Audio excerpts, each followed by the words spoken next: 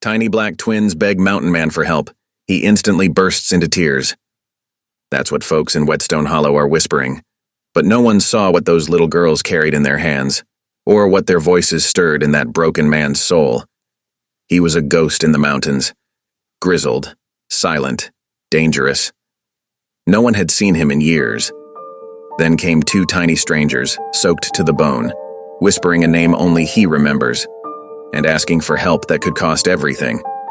Now the town's holding its breath, the railroad's closing in, and the man who vanished is suddenly walking through fire, not with a rifle, but with something far more dangerous, a second chance. Dust is rising, secrets are waking, and the past is about to dig its boots into the present. Who were those girls sent to find, and why did their cry crack open the hardest man in the West? Every time I see your comments, I'm reminded how stories connect us across distances, backgrounds, and hearts. If values like respect, courage, and compassion still guide you, then you're part of this story too. Thunder cracked across the Montana sky as Boaz McCrae's axe bit deep into another log. His weathered hands, marked by 67 years of frontier life, gripped the worn handle with practiced ease. Spring snow still draped the ridge like a white blanket, but the air felt heavy with the promise of rain. Dark clouds rolled over the Rockies, casting long shadows across his modest log cabin. The old scout paused, wiping sweat from his brow despite the chill. His joints ached more these days, especially when storms approached. Still, the woodpile needed tending, a solitary man's work that matched his solitary life. The rhythm of splitting wood had become a comfort over the years, helping to quiet the memories that haunted him. The first fat drops of rain began to fall as another rumble shook the mountains. Boaz gathered his split logs, intent on getting them under cover before the downpour proper began. That's when he heard it. A sound so faint he thought he'd imagined it at first. A knocking, soft but persistent, coming from his cabin door. Out here in the high country, visitors were rare as hen's teeth. Boaz set down his armload of wood and approached cautiously, one hand instinctively moving to the revolver at his hip. The knocking came again, somehow both timid and desperate. When he pulled open the heavy door, his heart nearly stopped. Two little girls stood huddled together on his threshold, their dark skin glistening with rain. They couldn't have been more than 6 years old, identical as two peas in a pod. Their feet were bare and mud-caked, their simple cotton dresses soaked through. One clutched a raggedy doll missing an eye, while the other held a worn Bible close to her chest as if it were pure gold. The slightly taller girl, though the difference was barely noticeable, stepped forward half an inch. Her voice quavered, but held firm as she said, "Mama said find the man with the crow tattoo." Boaz felt the blood drain from his face. With trembling fingers, he pulled back his left sleeve, revealing the faded ink he'd carried for decades. A black crow in flight, its wings spread wide across his forearm. The sight of it had brought him shame for so many years, but now it seemed to take on new meaning, as these two lost little ones stared up at him with eyes full of desperate hope.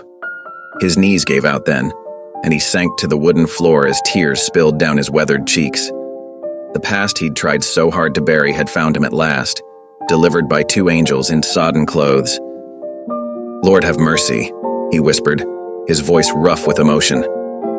Then, gathering his wits, he saw how the girls shivered. Come in quick now, you're frozen through." Boaz scooped them both up in his arms, their tiny bodies trembling against his chest. He kicked the door shut against the growing storm and carried them to the hearth, where embers still glowed from his morning fire. Setting them down gently, he wrapped each child in a thick buffalo hide he used as a winter blanket. "Stay right there, little ones," he said, already moving to stoke the fire. He added kindling and smaller logs until the flames danced high, casting warm light through the cabin's single room. From his meager stores, he pulled out cornbread left from breakfast and set a pot of beans to warm near the fire. The girls huddled together under their buffalo robes, watching his every move with wide, solemn eyes. When he offered them each a plate, their manners showed through their hunger. They waited until he nodded before eating and remembered to murmur, "Thank you, sir." "Might I know your names?" Boaz asked softly, once they'd taken the edge off their hunger. The bolder twin spoke first, her voice barely above a whisper. "I'm Addie Ellis." She nudged her sister gently. Ada Ellis, came the even quieter response. Ada clutched her one-eyed doll closer, as if drawing courage from it. Boaz's heart clenched at the surname, Ellis. He'd known, from the moment they mentioned the tattoo, he'd known. But hearing it confirmed made it real. "And your mama," he said carefully. "Her name was Ruth?" Both girls nodded, their faces falling. Addie spoke again, her small shoulders straightening as if taking on a burden too heavy for her years. "Mama got sick 3 nights ago. She told us to wait till—" Her voice caught, but she pressed on. "Till she stopped breathing. Then we were supposed to find you. She said look for the cabin with the split pine out front, and the man with the crow tattoo would help us." The wind howled outside as if giving voice to Boaz's inner turmoil.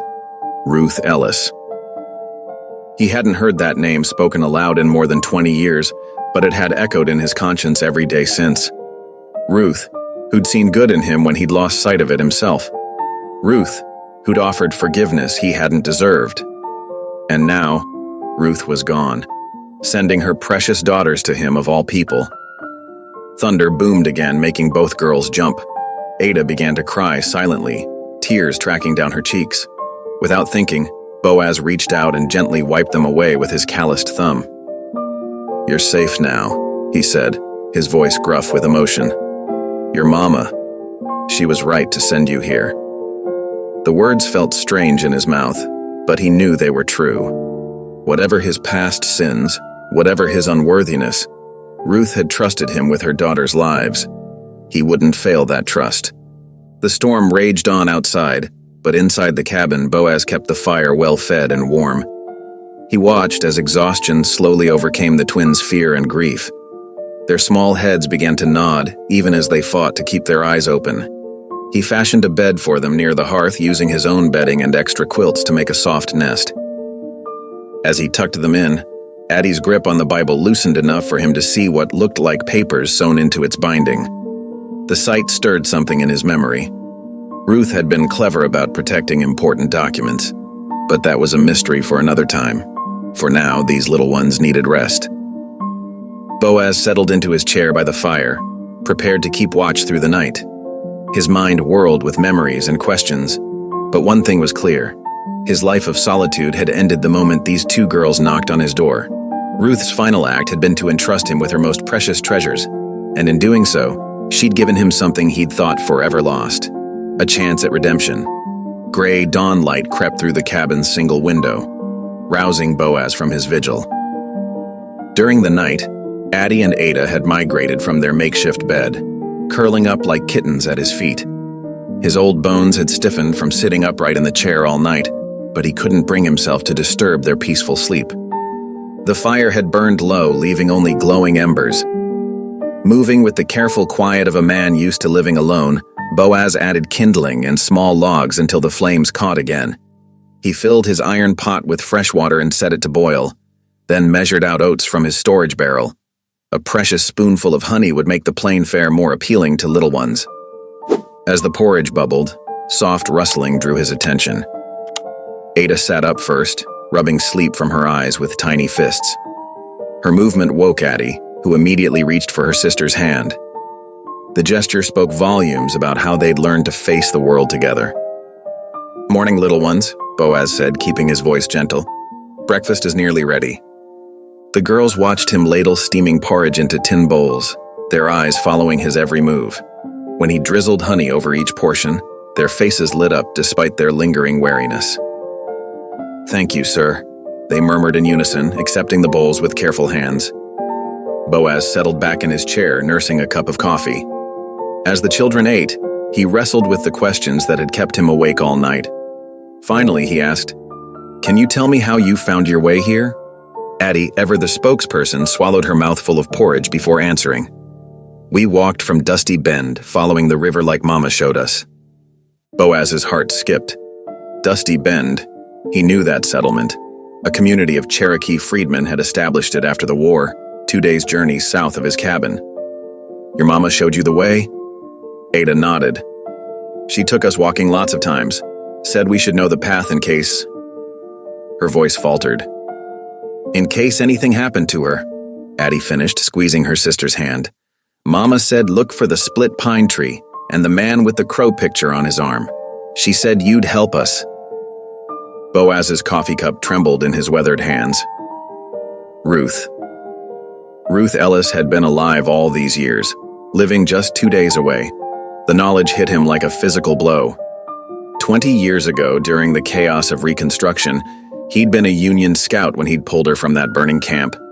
The memory of smoke and screams still haunted his dreams. He'd gotten her to safety, but in the confusion that followed, he'd lost track of her. All these years he'd carried the weight of believing she'd perished like so many others. "Your mama," he said carefully. "She was a brave woman. I knew her. Long time ago." Both girls perked up at this, hunger momentarily forgotten. "She said you helped her," Ada offered shyly. "When there was bad fire." Boaz nodded, unable to speak past the lump in his throat. These innocent children couldn't know the full truth of that night, how his own actions had contributed to that bad fire. Ruth's forgiveness had been a grace he'd never felt worthy of receiving. After breakfast, Boaz heated more water. The girls needed proper washing after their long journey. He dragged out the wooden tub he used for his monthly baths, setting it near the fire. Finding soap and clean rags, he helped them bathe one at a time while the other sat wrapped in a buffalo hide. Their clothes were still damp and mud-stained from yesterday's storm. Boaz dug through his trunk until he found 2 old flannel shirts. With a few quick stitches, he converted them into makeshift dresses that swallowed the tiny girls in soft, warm fabric. The day passed in a blur of small tasks, feeding the chickens, tending the fire, answering the girls' quiet questions. As evening approached, exhaustion began to show in their drooping eyelids and slower movements. Boaz made up their bed again near the hearth, this time with extra quilts he'd found stored away. Once their breathing had settled into the deep rhythm of sleep, Boaz moved to the far corner of the cabin where an old carved trunk sat. His hands shook as he lifted the lid. Inside, beneath carefully folded clothes and memories he rarely disturbed, lay 2 items: a tarnished silver locket and a letter, its envelope yellow with age and still sealed. The letter had arrived 10 years ago. He recognized Ruth's careful handwriting on the envelope, but he'd been too deep in his guilt to open it. What right did he have to read words from a woman whose community he'd helped destroy? So he'd tucked it away with the locket, the one she'd pressed into his hands that terrible night, insisting he keep it safe until they met again. Now, watching the twins sleep peacefully by his fire, Boaz finally broke the seal. The paper crackled as he unfolded it, and Ruth's words, written a decade ago, reached across time to shake his world again. "Dear Boaz, I pray this letter finds you. I've tried to write so many times over the years, but words failed me. Now I must write for my children's sake. Yes, I have twin daughters, beautiful and strong. They are my heart's joy and my greatest concern. Life is uncertain for our people, as you well know. If anything should happen to me, I name you their guardian. You may wonder at this choice, but I've never forgotten your kindness that night, nor your evident remorse for past wrongs. You helped me when others turned away. That crow on your arm marked you as one who saw the humanity in all people, even when it cost you dearly. I've shown the girls how to find you.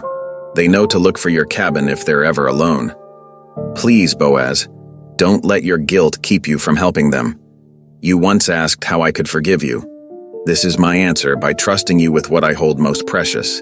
The girls carry my Bible. In its binding, you'll find papers proving their free status and my wishes for their care. Keep them safe, Boaz. Help them grow strong and kind in this hard world. With hope and trust, Ruth Ellis." The firelight cast dancing shadows on the cabin walls as Boaz sat in his worn leather chair, Ruth's letter trembling in his weathered hands. He'd read it so many times now the words were burning themselves into his memory. His eyes drifted to the sleeping forms of Addie and Ada, curled together like dormice near the hearth, their small chests rising and falling in perfect rhythm. Ruth's words echoed in his mind, "The only man I ever trusted to see color and not run." The weight of her trust pressed heavy on his shoulders. These little ones needed more than a hermit's life could offer. They needed schooling, proper clothes, other children to play with. His gaze swept the cabin's rough-hewn walls, seeing it now through new eyes. This was no place to raise 2 young girls. As the first pale light of dawn crept through the window, Boaz began to move with purpose. He pulled out his old travel gear, checking straps and patches with careful fingers. His mule, Jenny, would need to be loaded just right. Too much weight on either side would make for slow going on the mountain paths. The girls stirred as he worked, their eyes widening at the sight of him packing. "We're leaving?" Ada's voice quavered, her hand instinctively finding her sister's. "Yes, little one," Boaz answered gently. "This mountain's too lonely for young'uns. We need to find you proper schooling and such." He helped them dress warmly, layering their thin dresses with his smallest wool shirts and an old coat he cut down to size. He fashioned mittens from rabbit fur, wrapping their tiny hands against the spring mountain cold. Their feet he wrapped in strips of soft leather before pulling on their mud-caked boots. The sun was barely over the ridge when Boaz led his horse Storm and Jenny the mule out of the lean-to. He'd converted an old pelt crate into a makeshift basket, lining it thick with furs and blankets. After securing it carefully to Jenny's broad back, he lifted the girls in, tucking the blankets around them. "It ain't exactly a fancy carriage," he said, checking the straps one final time, "but it'll keep you warm and safe on the trail." The descent from the ridge was slow going. Boaz led Storm and Jenny with careful steps, choosing each path with deliberation. The girls stayed quiet in their basket, though he caught them pointing at birds and whispering to each other when sunlight broke through the clouds. By midday, they reached a creek, its surface still touched with patches of ice. Boaz decided it was time to rest and eat. He helped the girls from their basket, watching as they stretched their legs with careful steps. "Let's get a proper fire going," he said, setting about gathering dry wood. "Reckon you both could use something hot in your bellies." While the girls stayed close to the fire, Boaz checked his snares. Fortune smiled on them. A plump rabbit had been caught in one of the traps. He cleaned it well away from the girls' sight, then returned to prepare a proper stew with dried vegetables from his supplies. As the stew bubbled and the day warmed, something remarkable happened. Addie pointed at a chipmunk scampering across a nearby log, and Ada giggled, a bright, clear sound that seemed to startle them both. Soon they were both laughing, sharing some private joke as sisters do. The sound wrapped around Boaz's heart like a warm blanket. He stirred the stew, pretending not to notice as they grew bolder in their play, chasing each other in small circles near the fire. "Is you our grandpa now?" Addie asked suddenly, stopping her play to look at him with serious eyes. Boaz stirred the stew slowly, choosing his words with care. "No," he said softly, meeting her gaze. "I'm just someone your mama believed in." That night, they made camp under the stars, wrapped warm in blankets beneath a canvas tent. The girls fell asleep quickly, but Boaz stayed awake long into the night, watching the fire and thinking about Ruth's trust in him. The next morning brought fresh snow, thick enough to delay their travel. Boaz used the time to tell the girls stories about their mother's bravery, careful to leave out the darker parts. They spent another night camped under canvas, the girls now comfortable enough to ask questions about the sounds they heard in the darkness. "That's just a whip poor Will," Boaz would explain, or "That's an owl hunting his supper." Each answer seemed to ease their fears a little more. On the third day, they finally reached the edge of Whetstone Hollow. Boaz reined in Storm at the top of the last ridge, his heart pounding at the sight of smoke rising from chimneys in the valley below. 14 years had passed since he'd walked those streets, 14 years since he'd chosen the solitude of his mountain over the judgments and memories that lived in town. The girls sat up in their basket, eyes wide at the sight of actual houses and streets laid out below them. "Is that where we're going?" Ada asked, her voice barely a whisper. Boaz nodded, his throat tight. For these little ones, he would break his exile. For Ruth's daughters, he would face whatever whispers and sideways glances awaited him in Whetstone Hollow. The time for hiding in the mountains was over. "Yes," he said finally, gathering his courage. "That's where we're going." He clicked his tongue, urging Storm forward down the path that would lead them into town, into a future he'd never imagined for himself. The afternoon sun cast long shadows across Whetstone Hollow's main street as Boaz guided Storm and Jenny down the dusty road. Folks stopped in their tracks, conversations dying mid-sentence. Women drew their children closer and men stood watching with hard eyes. The whispers followed them like autumn leaves in the wind.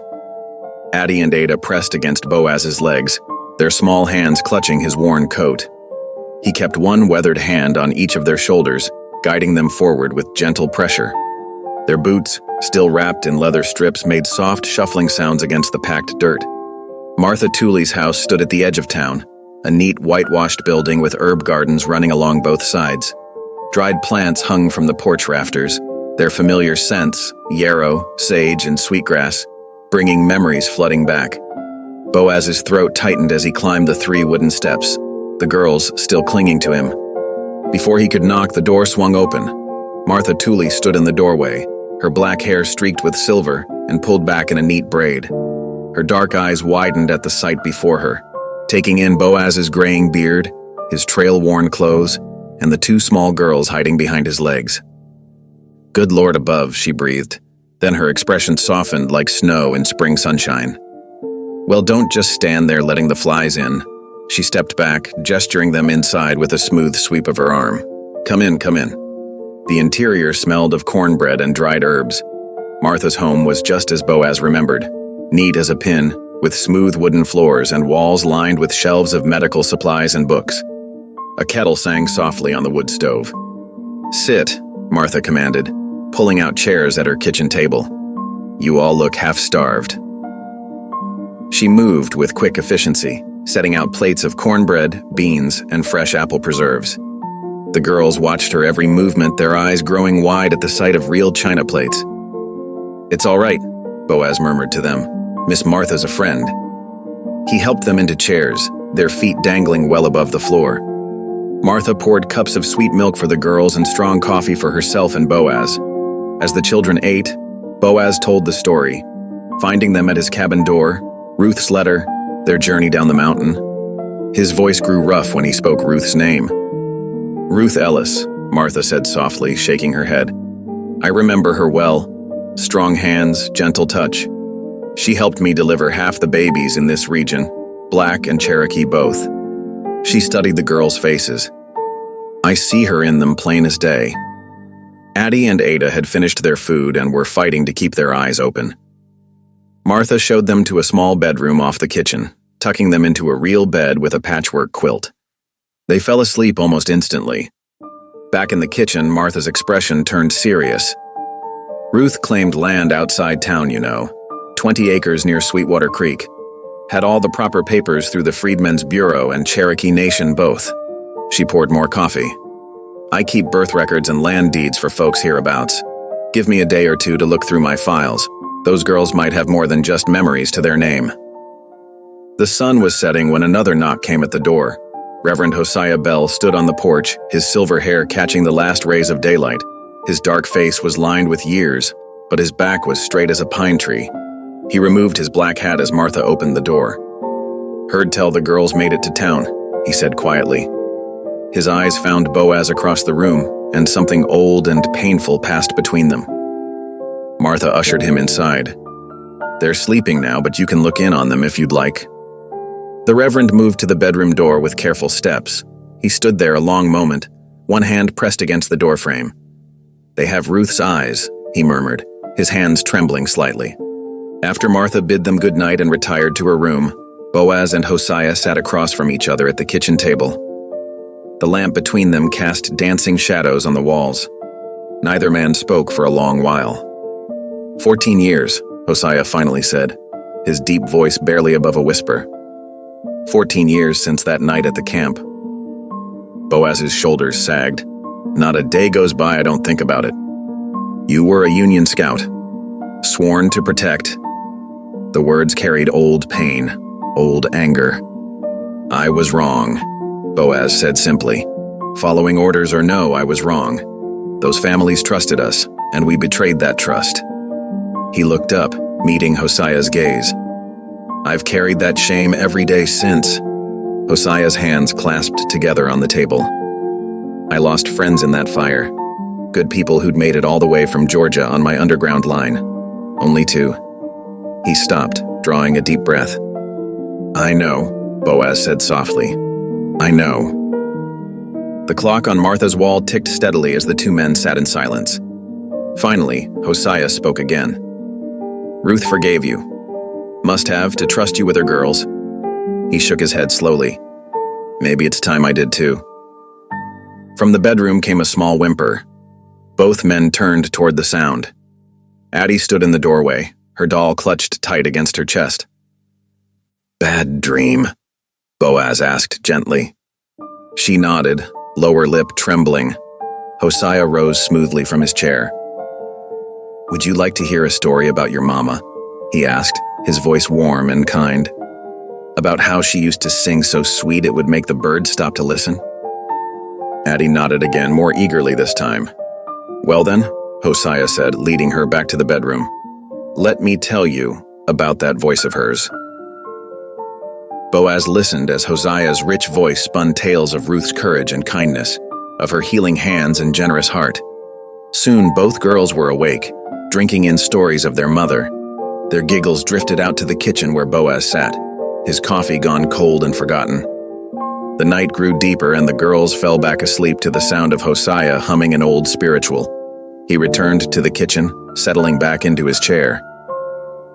Those children need more than just stories, he said. They need a home, schooling, a future. I aim to see they get it, Boaz replied. Whatever it takes. Hosea nodded slowly. Then you'll have my help, and the church's. He stood, placing his hat back on his head. Martha's too, I reckon, though she was already on your side the moment you showed up at her door. He paused at the front door, looking back at Boaz. We can't change what happened back then, but maybe we can do right by these little ones now. Boaz watched through the window as Hosea's tall figure disappeared into the night. The weight of the past still sat heavy on his shoulders, but something else was there too now. Hope, as fragile and precious as the two small lives sleeping in the next room. The morning sun cast long shadows across Whetstone Hollow's dusty main street as Boaz and Martha made their way to the land office. The small wooden building sat between the general store and the telegraph office, its windows grimy with prairie dust. Inside, the air was thick with the musty smell of old papers. A thin clerk in a striped shirt looked up from his ledger, adjusting his wire-rimmed spectacles.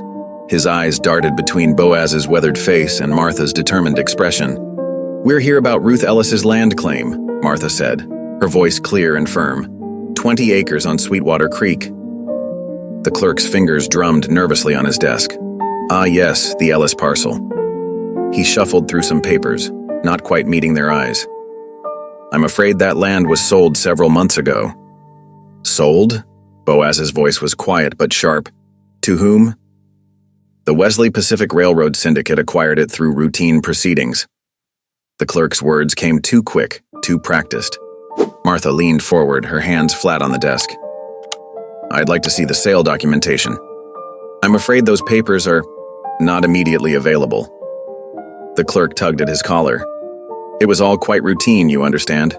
Many such acquisitions happening these days. Routine? Martha's tone could have frozen water. Ruth Ellis was my friend. She would never have sold that land. It was meant for her girls. The clerk shrugged, a gesture that didn't quite hide his discomfort. Perhaps you should speak with Mr. Hall at the railroad office if you have concerns. Martha straightened up, smoothing her skirt. Perhaps we'll speak with Elijah Flint instead. The clerk's face paled slightly at the lawyer's name. Outside, Martha touched Boaz's arm. Elijah Flint handled many land cases for freedmen families. He'll know if something's not right here. Meanwhile, at the white-painted parsonage near the church, Reverend Bell sat in his study with the twins. Morning light streamed through the windows, warming the worn floorboards as he shared stories about their mother. Your mama had a special way with people, he said, his deep voice gentle. When someone was hurting or scared, she knew just what to say to give them courage. Ada sat cross-legged on the floor, carefully arranging her one-eyed doll's dress. Addie perched on the edge of a chair, clutching their mother's Bible in her lap. She used to sing to us, Ada said softly, every night before bed. That she did. Reverend Bell smiled. Your mama's voice could lift spirits higher than church bells on Sunday morning. Addie's small fingers traced the Bible's worn leather cover. Mama said there were important papers in here, for safekeeping. Reverend Bell leaned forward in his chair. May I see? Addie handed him the Bible carefully. The binding was loose, and as Bell examined it, he noticed stitching along the inside cover that didn't quite match the rest. With gentle fingers, he worked at the threads until they gave way. Folded carefully inside the Bible's cover was a sheet of paper, yellow with age but still crisp. Bell's hands trembled slightly as he unfolded it. "This is a land deed," he said, his voice hushed with discovery. "Properly filed and witnessed. It names you girls as the rightful heirs to your mama's 20 acres on Sweetwater Creek." The twins looked at each other, not quite understanding the document's importance but sensing it from the Reverend's tone. "Your mama was a smart woman," Bell said, carefully refolding the paper. "She made sure you'd be provided for." The day wore on, and as the sun began to set, the clip-clop of horses' hooves echoed down the street. 5 riders approached, their mounts kicking up dust in the golden evening light. At their head rode a man in an expensive suit, his hat tilted at a confident angle. From the church steps, Reverend Bell watched as the riders dismounted in front of the sheriff's office. The man in the suit, Merritt Hall of the Wesley Pacific Railroad, straightened his jacket before stepping inside.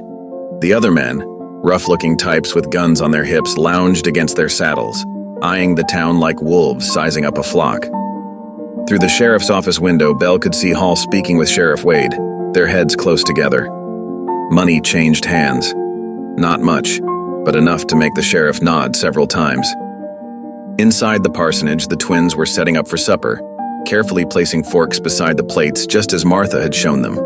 They seemed younger than their 6 years as they concentrated on getting everything just right, their faces serious with the effort. Bell touched the deed paper in his pocket, thinking of Ruth's foresight in hiding it, of her faith that someone would help her girls when she no longer could. The sound of the railroad men's spurs jingling outside seemed to echo like a warning. A knock at the door made him turn. Martha stood there, Boaz just behind her, their faces grim with news from the land office. "Come in," Bell said, ushering them inside. "I believe we have something that might interest you." He drew the deed from his pocket. The girl's mama left them more than just memories. Martha's eyes lit up as she examined the document. This is it. Official stamp and all. The land is legally theirs. Boaz watched through the window as Merritt Hall emerged from the sheriff's office, adjusting his silk tie with manicured hands. "Looks like we're not the only ones interested in that land." "Then we'd best make sure everything's properly filed," Martha said firmly. "First thing tomorrow, we're paying a visit to Elijah Flint." From the kitchen came the sound of the twins laughing as they set the table. The innocent sound a sharp contrast to the schemes being hatched in the growing dusk outside. The deed paper crackled softly as Martha folded it carefully, her movements precise and determined. They had proof now, proof of Ruth's claim and her daughter's inheritance. The question was, would it be enough? The evening sun painted the church steeple gold as shadows lengthened across the town. In the parsonage kitchen, the twins called everyone to supper, their voices bright with the simple joy of having a task to do, a place to belong. The adults exchanged glances, silently agreeing to keep their concerns from the children for now. There would be time enough for worry tomorrow. Morning sunlight glinted off the general store's windows as Boaz tied his horse to the hitching post. The wooden sidewalk creaked under his boots as he reached for the door handle. "Mr. McCrae," the voice was smooth as creek ice. "A moment of your time." Boaz turned to face Merritt Hall. The railroad man stood there in his fine suit, a gold watch chain gleaming across his vest. 2 of his men lounged against the wall behind him, trying to look casual with their hands near their gun belts. "I believe we can help each other," Hall said, pulling an envelope from his jacket.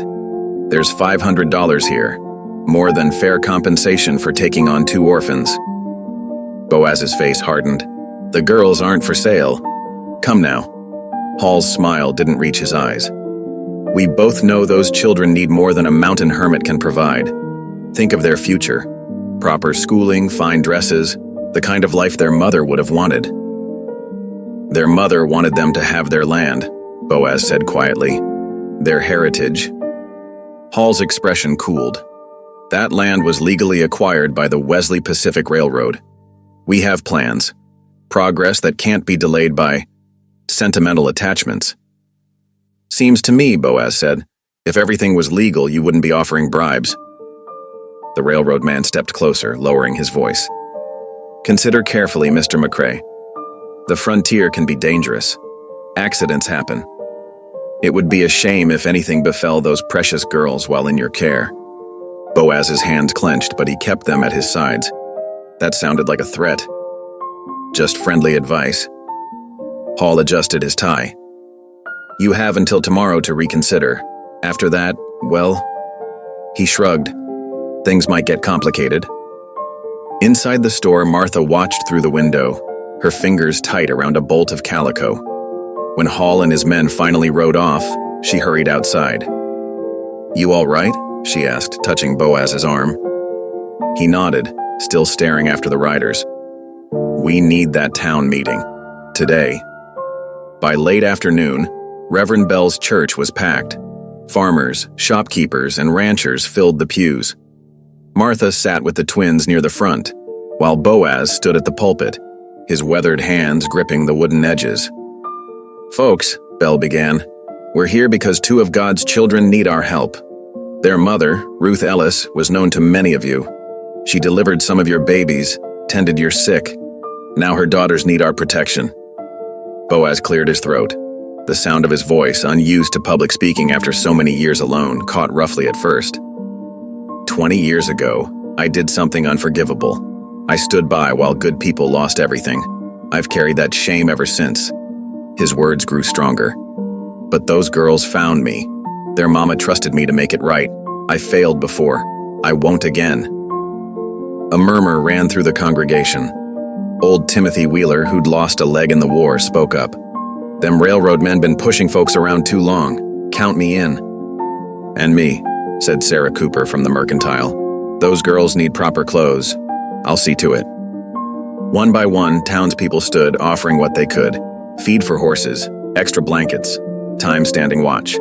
At the back of the church, a tall black man in a cavalry jacket rose. Sergeant Clive Mathers, retired Buffalo soldier, he announced. I'll take first watch tonight. Martha stepped forward then, her face grave. Your support means everything. But we need to be clear. The girls' claim must be authenticated by federal marshals. That could take weeks. Then we'll watch over them for weeks, Bell declared. This is about more than land. It's about who we are as a community. As darkness fell, hope filled the town like lamplight. Families brought food to the parsonage. Children played with the twins in the churchyard. Even the sheriff looked uncomfortable when he rode past, avoiding everyone's eyes. Sergeant Mathers took up his post near the parsonage, rifle across his knees. Inside, Bell settled the girls into the spare room, their one-eyed doll propped against the pillow. Sleep tight, little ones, he said, lighting a small lamp. God's watching over you. And Boaz too? Addie asked sleepily. Yes, child. Boaz too. The night was quiet at first. Too quiet, Martha would later say. The moon rose full and bright over the church steeple. Mathers paced his watch, boots soft in the dirt. In his room above the store, Boaz finally dozed in his chair, Ruth's letter clutched in his hand. The shattering of glass jolted everyone awake. Bell reached the girls' room first, Martha right behind him. The window gaped open, curtains billowing in the night wind. The bed was empty, covers thrown back. On the pillow lay a single sheet of paper, weighted down by a railroad spike. Martha's hands shook as she read the words, "This is railroad land now." Outside, Mathers was already mounting up, his dark face tight with anger. "Tracks in the dirt," he called. 4, maybe 5 riders, headed east. Boaz appeared, rifle in hand, his horse saddled. His eyes met Bell's across the yard. The preacher nodded once, understanding passing between them. "They won't hurt the girls," Martha said firmly. "They're too valuable as leverage." She gathered her skirts, practical as always. "I'll send word to the marshal in Helena, and to the Cherokee Nation Council." Bell clasped Boaz's shoulder. "Bring them home, brother. We'll be praying." The night wind carried the sound of hoofbeats as Boaz and Mathers rode out, following tracks illuminated by moonlight. Behind them, lamplight blazed in every window of Whetstone Hollow, the town standing vigil for 2 little girls who'd brought them together. In the parsonage, Martha and Bell gathered the twins' few possessions: the one-eyed doll, their mother's Bible, the precious deed. Bell's hands lingered on the small shoes by the bed. "Lord," he whispered, "watch over them all." The empty room seemed to echo with the absence of children's laughter, while outside, a coyote's lonely howl rose to meet the stars. Dawn had not yet touched the Montana sky when Boaz burst from the parsonage, his hands trembling as he checked his rifle and mounted his horse. Fear and rage warred in his chest, making it hard to breathe. The girl's empty bed haunted him, their small shoes still lined up neat and proper just as Ruth would have taught them. "Hold steady," Martha called from the porch, her voice carrying through the pre-dawn darkness. Inside, Reverend Bell paced the floorboards, his usual calm demeanor shattered. Martha went to him, placing firm hands on his shoulders. "Hosea," she said quietly, using his first name, "we need your strength now. Those girls need your prayers and your wisdom." The Reverend's shoulders straightened under her touch. "You're right, sister, you're right." He took a deep breath. "I'll send that telegram to Missoula straight away. The territorial marshal should know about this." Outside, Boaz dismounted briefly to study the ground in the pale light of his lantern. Boot prints marked the dirt clearly, 4 or 5 men moving east. One set of prints was deeper, likely carrying a child. His jaw clenched at the thought. Sergeant Mathers appeared on horseback, his cavalry training evident in his bearing. "I've got 6 men ready to ride," he reported. "Good men who know these hills." "Much obliged," Boaz nodded, swinging back into his saddle. "But I need to track alone first. Too many horses will muddy the trail." Martha emerged from her house carrying a leather medical bag. "Take this," she insisted, handing it up to him. "In case the girls are hurt. There's bandages, witch hazel, and my Cherokee remedies." The bag felt heavy with more than just supplies. It carried Martha's trust, her expertise, her connection to Ruth. Boaz secured it carefully to his saddle. "I've got more volunteers gathering at the church," Mathers added. "We'll organize search parties, coordinate with the sheriff if he'll help." "Sheriff won't help," Martha said sharply. "Saw him talking with Hall yesterday. He's bought and paid for." Boaz urged his horse forward, then paused. "If I'm not back by sundown, follow the eastern trail toward Serpent Canyon. That's old surveyor country." The sky was just beginning to pale when Boaz picked up the trail proper. He'd learned tracking from a Comanche scout during the war, how to read bent grass, displaced pebbles, the stories written in dust and dew. The kidnappers had tried to hide their path, but they'd been in a hurry. Around mid-morning, he found the first real sign, a tiny leather glove caught on a sagebrush branch. His heart clenched as he recognized it. Addie's, the Boulder twin. She'd dropped it deliberately, he realized. Smart girl. Ruth had raised them well. The trail led toward rougher country, where the foothills rose toward Serpent Canyon. Boaz knew the place. Railroad surveyors had used it as a base camp for years, plotting their iron path through tribal lands. As he approached, he left his horse hidden in a grove of aspens and continued on foot. The canyon opened before him, its red walls rising like ancient guardians. Through his field glasses, he spotted movement. 3 men on guard, rifles ready. 2 more tended a fire. And there, in a makeshift lean-to, sat Addie and Ada. They were tied but sitting upright, sharing a blanket. His chest tightened seeing them huddled together, but they appeared unharmed. Merritt Hall paced nearby, his fine suit incongruous against the rugged landscape. He was agitated, gesturing as he spoke to his men.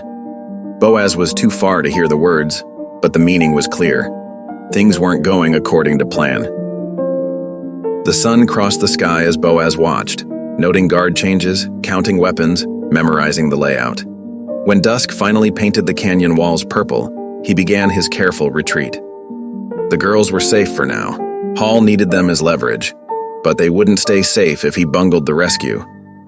The moon was rising full and bright as he rode back into Whetstone Hollow. Lights blazed in every window, the town still very much awake. A small crowd gathered as he dismounted in front of the church. "Did you find them?"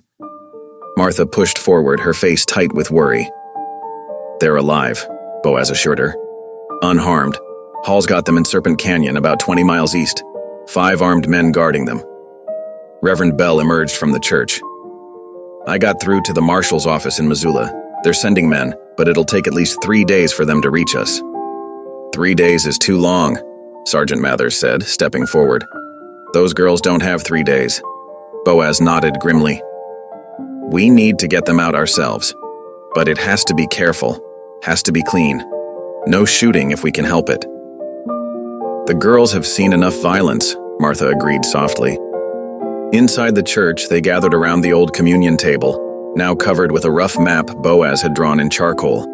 He detailed everything he'd observed: guard positions, weapons, the girl's location. Mathers added his military expertise, suggesting approaches and timing. "We go in before dawn," Boaz concluded. "When men are tired, guards are drowsy. We'll need at least 8 riders, enough to show force without starting a war." "I've got the men," Mathers assured him. "Already picked and ready." Martha spread her shawl over her shoulders. "I'm coming too. Those girls might need medical care." "Sister," Belle started to protest, but she cut him off. "I've ridden harder country than this, Reverend, and I knew their mother. I'm coming." As the others filed out to prepare, Belle caught Boaz's arm. "Brother," he said quietly, "I know we've had our differences. That fire 20 years ago, I blamed you for a long time." Boaz's face tightened with old pain. "You had reason." "Maybe. But I see now what Ruth saw in you, a man trying to make things right. God goes with you tomorrow." Under the rising moon, Whetstone Hollow hummed with purpose. Horses were checked and rechecked, weapons cleaned, medical supplies gathered. And in the church, Reverend Bell kept vigil, his prayers rising like smoke into the Montana night. Tomorrow would bring what it would bring, but tonight they prepared, and somewhere in the darkness, 2 little girls huddled together, waiting for the man their mother had trusted to make things right. The morning air bit cold and sharp as Boaz stood before the gathered volunteers in Martha's yard. Dawn had barely broken, painting the Montana sky in watercolor streaks of pink and gold. 5 people had answered his call, each chosen carefully for their skills and steady nerves.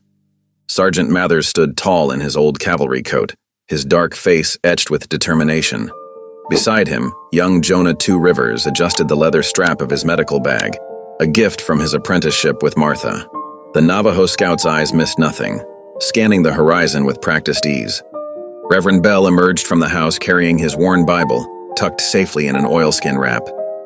2 other men, Thomas Webb and Charlie Hawkins, both experienced ranchers, checked their horses' cinches one final time. "Listen close," Boaz said, his voice gravelly in the morning quiet. "We're going in smart. No guns unless they shoot first." He met each person's eyes in turn. "These are children we're after, not criminals we're hunting. I won't have bloodshed unless there's no choice." Mathers nodded approval. "Better to outsmart them than outshoot them." Martha appeared on her porch, arms laden with supplies: dried meat, hard biscuits, bandages, and coils of rope. "You'll need these," she said, passing them out. "And this too." She handed Boaz a small leather pouch filled with her Cherokee healing herbs, just in case. The horses stamped impatiently as the supplies were secured. The morning had warmed enough to start melting the frost, and steam rose from their flanks. Boaz swung into his saddle, feeling the familiar creak of leather beneath him. "Keep to the low ground," Jonah advised as they set out. "Less chance of being spotted that way." The young scout had learned the territory's secrets from both his Navajo elders and years of working with survey crews. His knowledge would prove invaluable. They rode east, following the winding creek beds where possible. The sun climbed higher, burning off the morning mist. Around midday, they stopped to rest the horses in a sheltered draw. That's when Boaz felt the weight of truth pressing on his chest, demanding to be spoken. He found Reverend Bell and Jonah sitting apart from the others, sharing a quiet meal of dried beef and cornbread. The words came slowly at first, like stones being pulled from deep water. "There's something you need to know," Boaz began, his voice rough with memory. "About Ruth. About why she trusted me." He settled heavily onto a fallen log. 20 years ago, during Reconstruction, I was a Union scout, had orders to clear disputed territories. His hands shook slightly as he spoke. There was a camp, Cherokee freedmen families trying to claim their promised land. Ruth's people. Bell's face remained carefully neutral, but his fingers tightened around his Bible. "They gave us orders to burn them out." Boaz's voice cracked. "Said they were squatting illegally. I helped set those fires. Watched people running into the night. Women, children." He looked down at his hands. "I got Ruth out, her and some others, but I still helped start those flames. Been carrying that sin ever since." Silence stretched between them, broken only by the soft nickering of horses and the whisper of wind through prairie grass.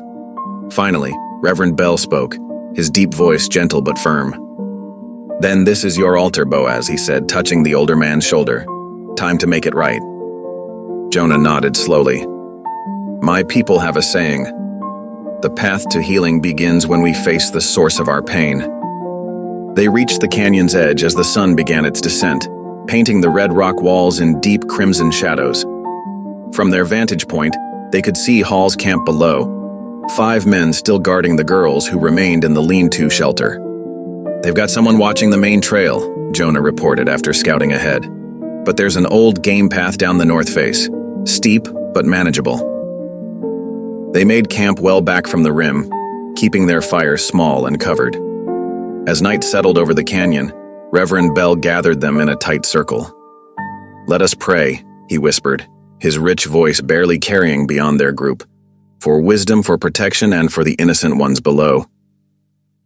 Heads bowed as Bell's prayer rose like smoke into the darkening sky. Even the horses seemed to sense the solemnity of the moment, standing quiet and still. When the prayer ended, Boaz felt a peculiar peace settle over him. Not the absence of fear, but the strength to face it. They took turns keeping watch through the night. Boaz found himself unable to sleep, watching the stars wheel overhead and thinking of Ruth's letter, still carried close to his heart. She had seen something in him worth trusting even after everything. He prayed he could prove worthy of that trust.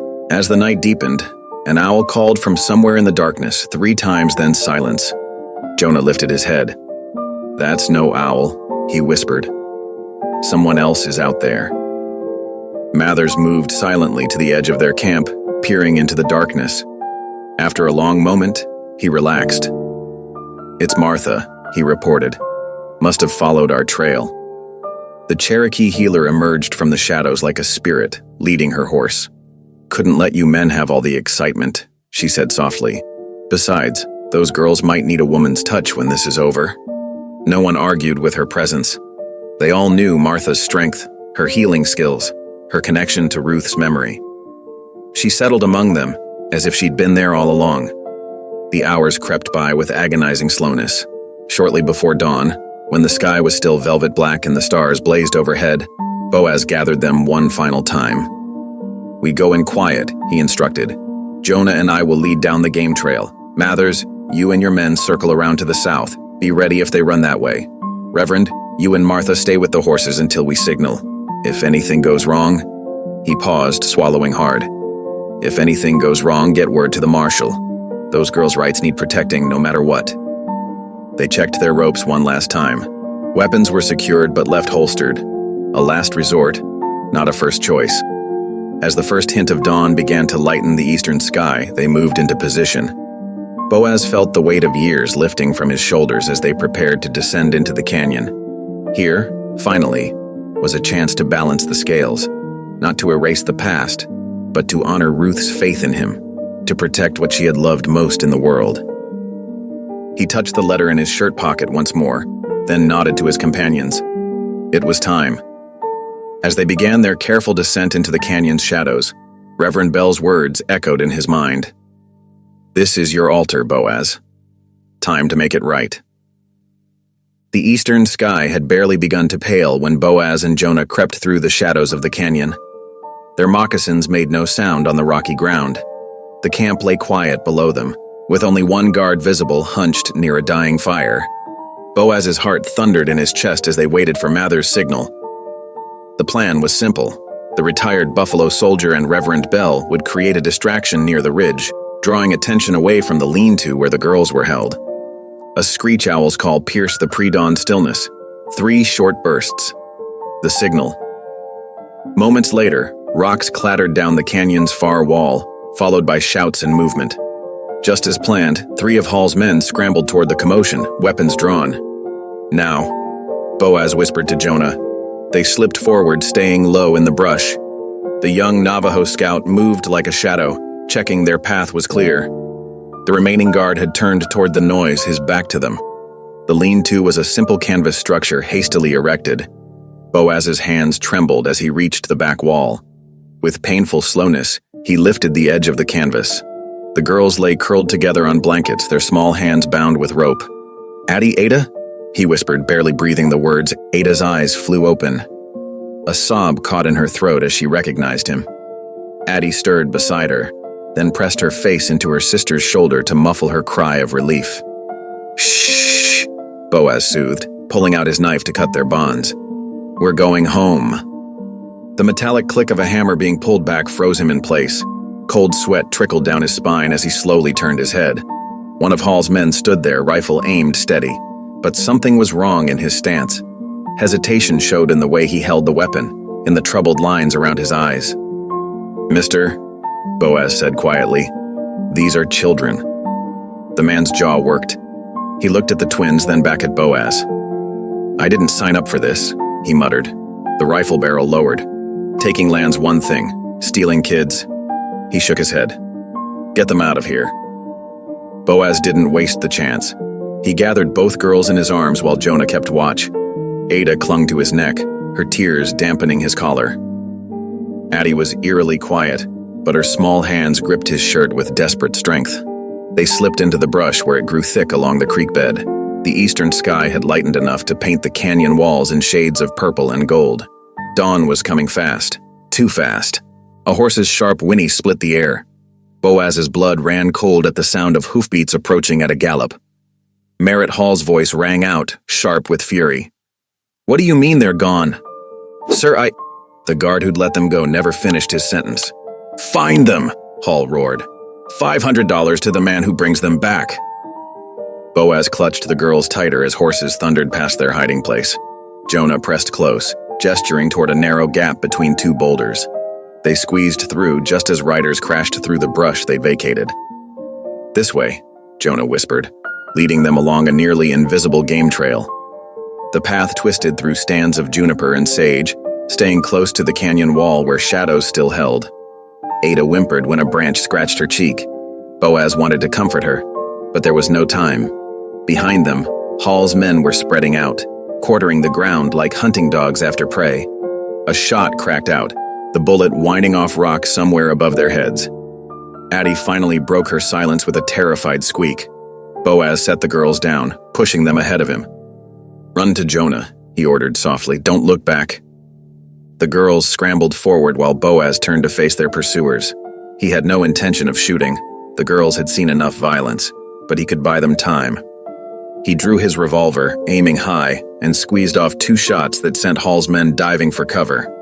Ahead, Jonah was leading the twins up a steep wash, heading for where Mathers and the others waited with horses. Boaz backed away slowly, keeping his body between the girls and danger. More shots peppered the rocks around him. "McCrae!" Hall's voice echoed off the canyon walls. "You're stealing railroad property."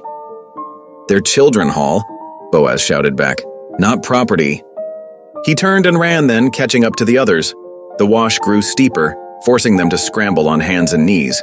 Ada's breath came in frightened gasps. Without a word, Jonah scooped her up, while Boaz did the same for Addie. The sound of pursuit grew closer. Hall's men had dismounted, following them on foot now. The canyon walls pressed in, the wash narrowing until it seemed they'd be trapped. Then the path opened suddenly onto a wider shelf where Mathers waited with the horses.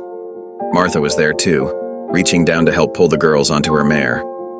Reverend Bell held the reins of Boaz's horse, his dark face tight with concern. "Riders coming up the main trail too," Mathers reported tersely. "We need to move." They mounted quickly, Martha keeping the twins secure in front of her. Jonah swung up behind Mathers and they urged their horses toward the ridge trail. Below, Hall's voice rang out again, closer now. "There they are. Don't let them reach the rim." Bullets kicked up dust around the horses' hooves. The animals snorted in fear but kept climbing. Boaz brought up the rear, watching for pursuit. His heart nearly stopped when he saw Hall himself emerge from the wash, rifle raised. But before the railroad man could aim, Reverend Bell's horse kicked up a shower of rocks that sent him stumbling back. The delay was enough. They crested the ridge just as the sun broke over the eastern horizon, painting their escape in gold. The morning sun cast long shadows across the ridge as hoofbeats thundered behind them. Boaz glanced back to see Hall and his men gaining ground, their horses' flanks lathered with sweat. Martha kept the twins pressed close, her mare picking its way carefully along the narrow trail while Mathers and Bell flanked her protectively. "There's a clearing ahead," Jonah called out, pointing to where the path widened near a steep ravine. "But it's a dead end." Boaz knew they couldn't outrun Hall's men forever. "Make for the clearing," he ordered. "We'll make our stand there." The group burst into the open space, pulling their horses up short at the ravine's edge. 100-foot drop yawned below, the bottom lost in morning mist. They wheeled their mounts around just as Hall and his men emerged from the tree line. "Spread out," Mathers commanded quietly. The townsfolk formed a line, their horses stamping nervously. Martha backed her mare away from the edge, shielding the girls with her body. Hall raised his hand and his men drew their weapons. The railroad agent's face was flushed with rage and exertion as he urged his horse forward. "You're only making this worse, McCrae," he snarled. "Those girls are on railroad land now. Their mother's claim is void." Boaz dismounted slowly, deliberately. His boots crunched on gravel as he walked forward, arms spread wide. He positioned himself between Hall's men and the twins, who watched with wide, frightened eyes. "They're children, Hall," Boaz said, his voice carrying across the clearing. "Flesh and blood, not property to be claimed." "The law says different," Hall sneered, pulling a folded paper from his coat. "I have the deed right here." The tension crackled like lightning before a storm. Behind Boaz, he heard the soft clicks of hammers being drawn back. His own hands stayed empty, spread wide in the morning light. "Last chance, McCrae," Hall warned. "Step aside or—" "United States Marshal!" a commanding voice rang out. "Everyone hold your positions." All heads turned as two riders emerged from the trees. The marshal's badge gleamed on the first man's chest as he guided his horse into the clearing, his deputy close behind. Both held rifles at the ready.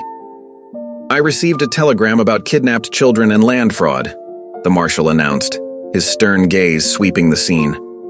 "Looks like we arrived just in time." Hall's face drained of color. "Marshal Davis, I can explain. These men are interfering with railroad business." "Save it, Hall." The marshal spurred his horse forward. "That deed in your hand? Show it to me." Reluctantly, Hall passed over the document. Marshal Davis examined it closely, then handed it to his deputy. "Just as I suspected. This is the same paper style we found in that forgery ring in Missoula last month."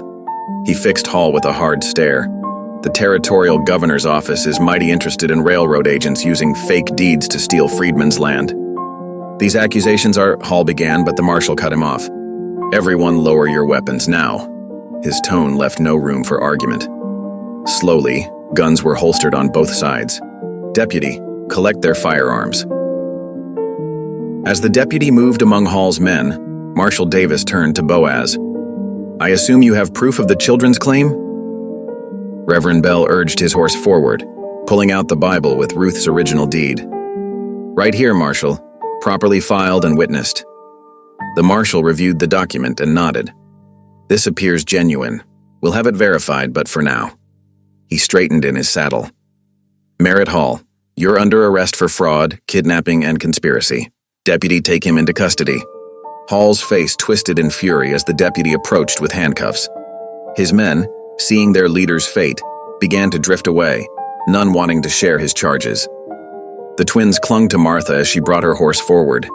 Ada buried her face in the older woman's shawl, but Addie watched with solemn eyes as Hall was led away in chains.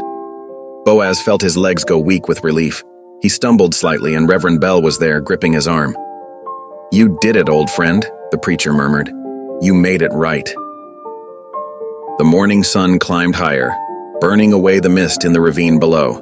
The crisis had passed without a single shot fired, justice prevailing through the arrival of the law rather than the barrel of a gun.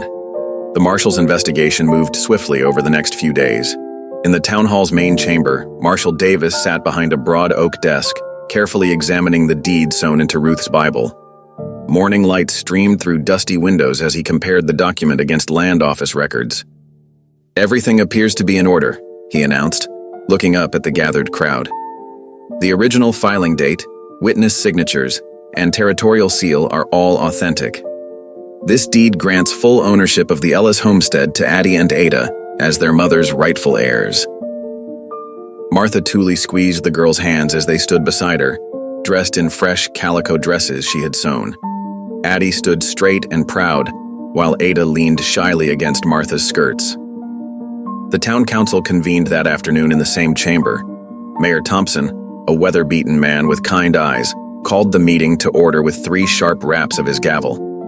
The matter before us today concerns the future of the Ellis homestead and its rightful heirs. Councilman Jenkins, the general store owner, stood first. I move that we establish the land as community property, held in trust for the girls until they come of age. We can help rebuild what was lost. Seconded, called out Sarah Miller, the school teacher. These children are part of our community now. We protect our own. The vote was unanimous. Even old Mr. Peterson, known for his frugal ways, raised his hand in support. After the council meeting, Martha and Reverend Bell huddled at a corner table in the church hall, drafting plans for the girls' future. Martha's quill scratched across paper as she calculated figures. We'll need school books, winter clothes, and proper beds, she murmured, and funds set aside for their education later on. Reverend Bell nodded, adding his own notes. I'll speak to the congregation about establishing an education fund. These girls have bright minds. They should have every opportunity to use them. As evening approached, Marshal Davis called Boaz into his temporary office.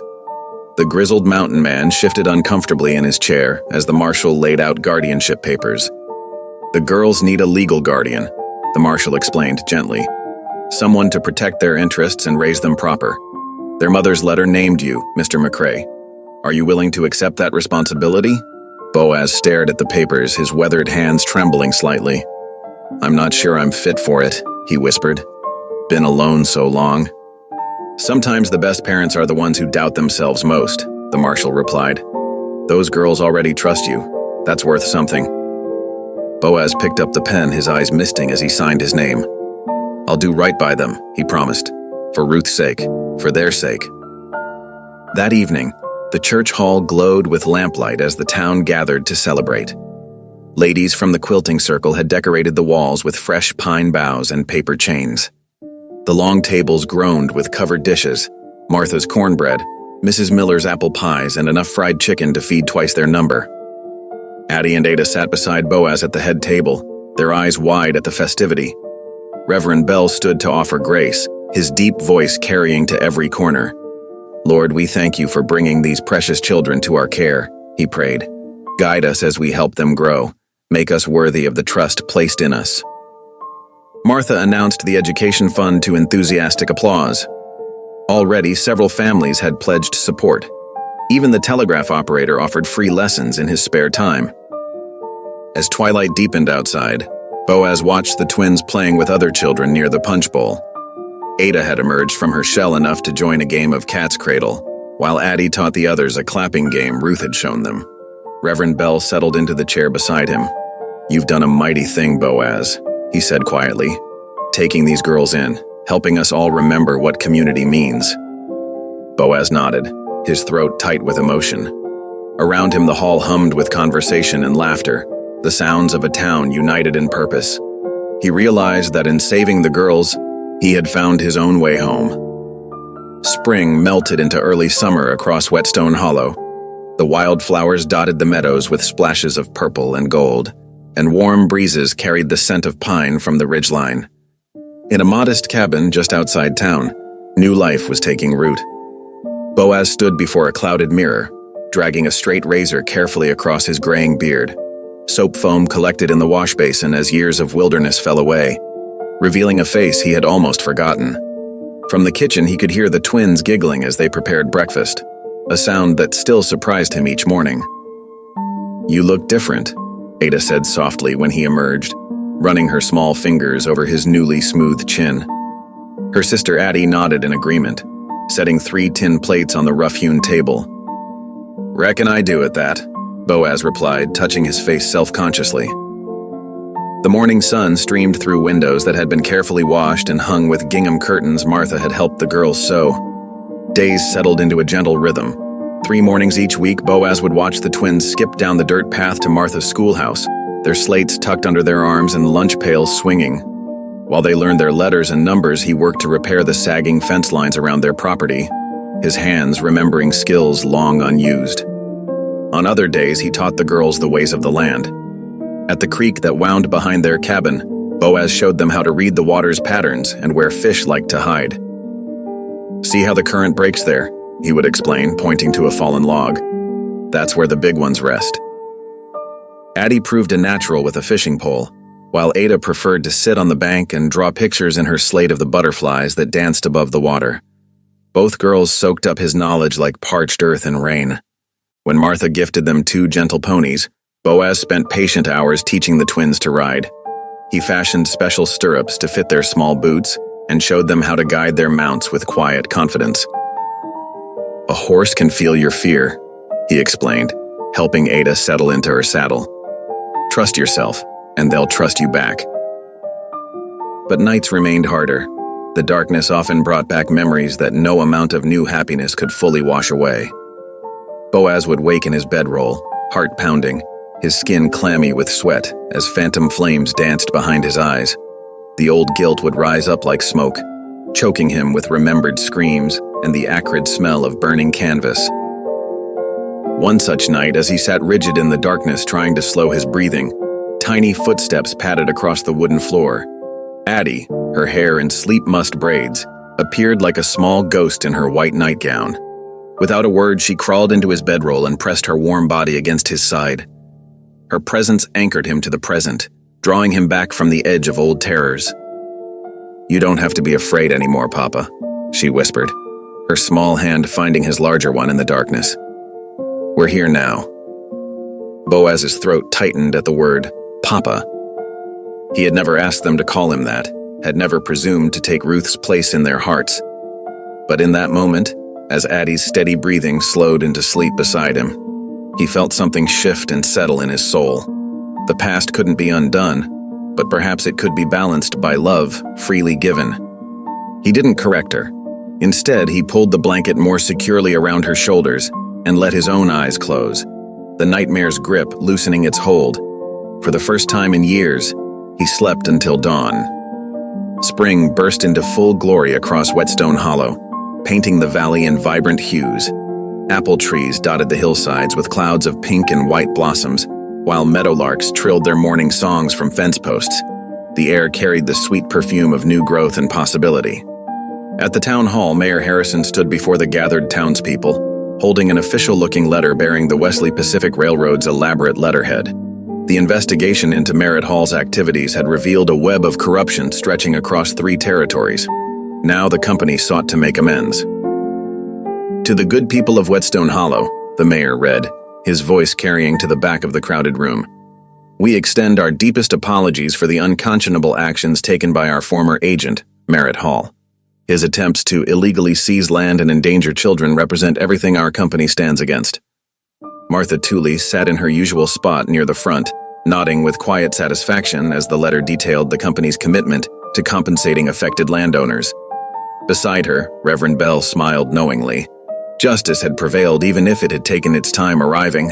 When the question of the railroad's proposed route through the valley came to vote, the townspeople's decision was clear and unanimous.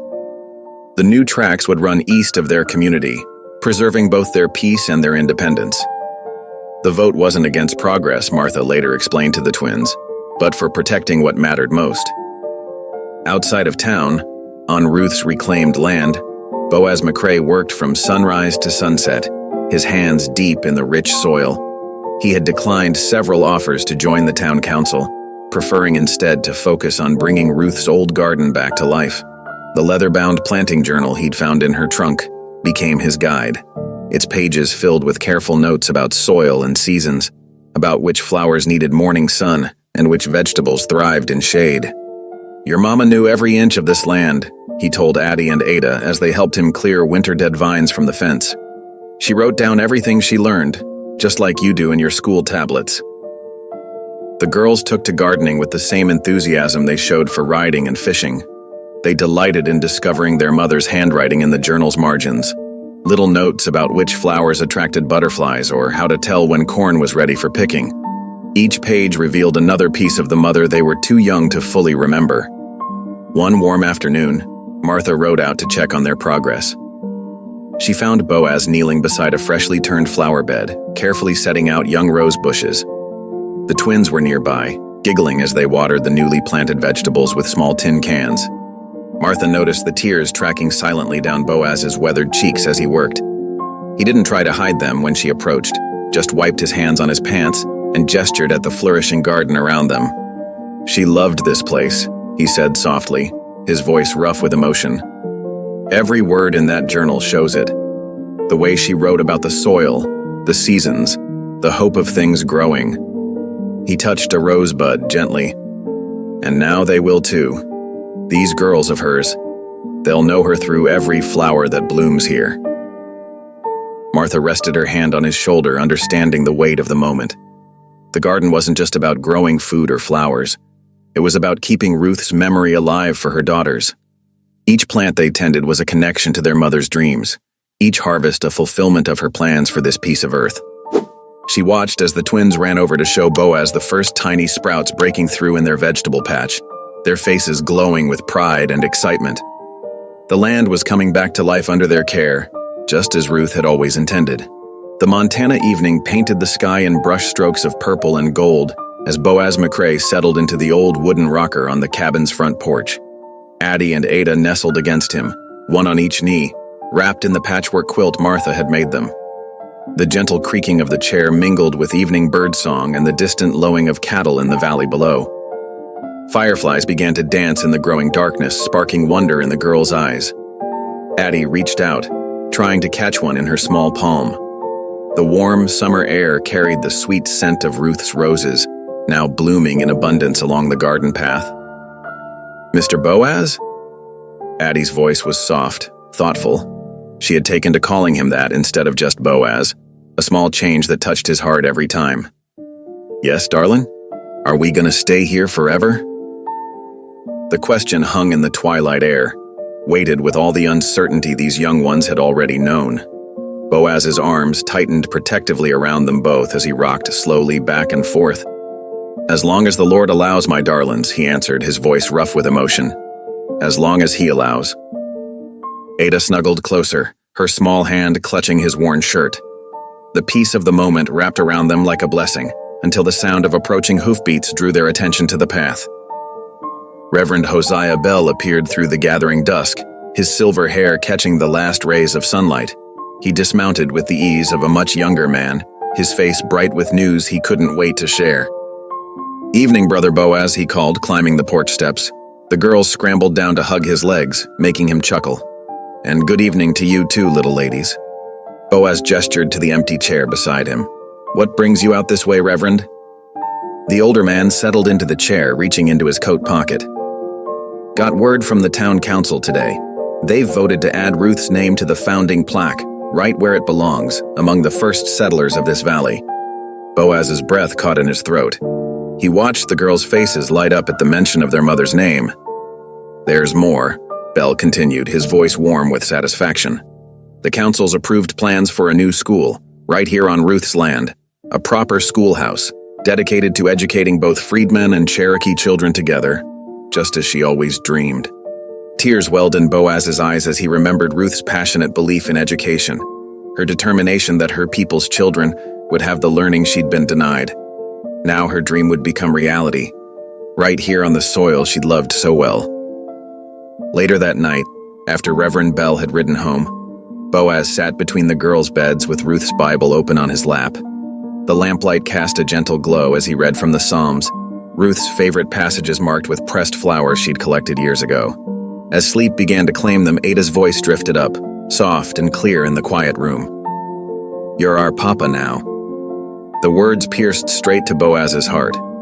Tears slipped into his graying beard as he looked at these precious souls entrusted to his care. He reached out to smooth Ada's hair, then Addie's, his touch gentle as a prayer. "No, sweet pea," he whispered, his voice thick with emotion. "I'm just the man God sent to keep you safe till you find your way home." But looking at their peaceful faces, Boaz knew the truth that had been growing in his heart since that stormy night when they first knocked on his door. They had already found their way home, and so had he. In saving these children, he had found his own salvation, his own path to forgiveness and grace. Thank you for listening. Stories connect us in the most unexpected ways. If you felt that spark today, make sure you're subscribed. I share a new one daily, and the next might change your day.